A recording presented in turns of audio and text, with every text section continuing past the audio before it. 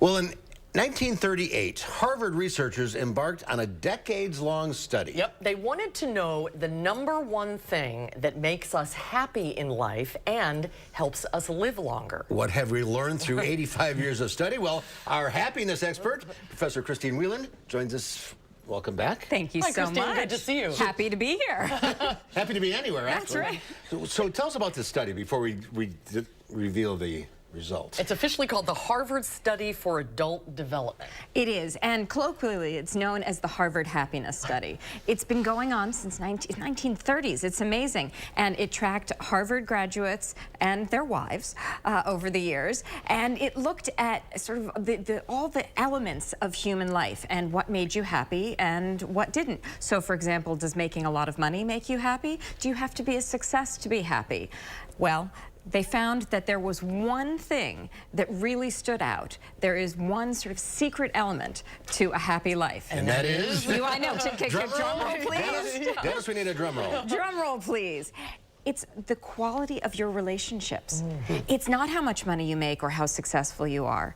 It is actually, do you have people in your life who you feel close to? So not even just in your intimate life. Do you have friends? Do you have work colleagues? Do you have family members who you feel supported by, who you care about and who care about you? That tends to be the secret to a happy life. Interesting. We all have that one person in our life that we may not see very often, but when we do, it sort of energizes us and makes us feel good. And that's what they're getting at, that you should, the study actually recommended you make a list of the people in your life and the benefits they offer you and the amount of time you're spending with them to see what the balance is of your happiness. Yeah, so the research really does show that you just need one person that you have that really close bond with. But having people in other aspects of your life, like at work, for example, those work friends that we took for granted pre-pandemic, well, when we were separated from them, we found that people engaged in quiet quitting more, had that sense of the great resignation. Why are people losing purpose and meaning at work? In part because they don't have those same work relationships and friendships that had kept them going. Interesting. Is a spouse or partner more important than a best friend?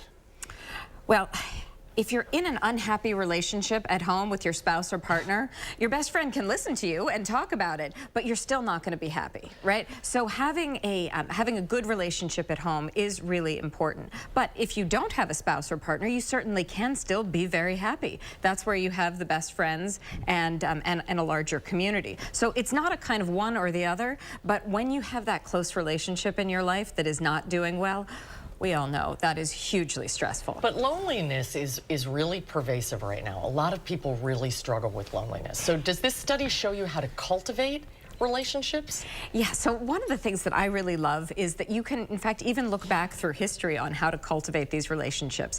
Benjamin Franklin came up with this great idea. He wanted to get to know one of his fellow congressmen, and he realized that if you asked a favor, he asked to borrow a book, but if you ask a favor of someone and you express interest in something that they have a shared interest in as well, you can make a friend. So think about other people, think about what they're interested in. Do you share that interest? Can you ask a genuine question? Those kinds of things really make a connection, and then follow up with a text. And it's a new book if you want to read more about it, right? That's why everybody's talking about it this week. Indeed, it's a new book, and there's all sorts of great information and really great historical data too. We now know the answer. I'm glad to be here with you. Christine, thank you. It's fascinating. Thanks, Christine. Good to see you. Good to see you too.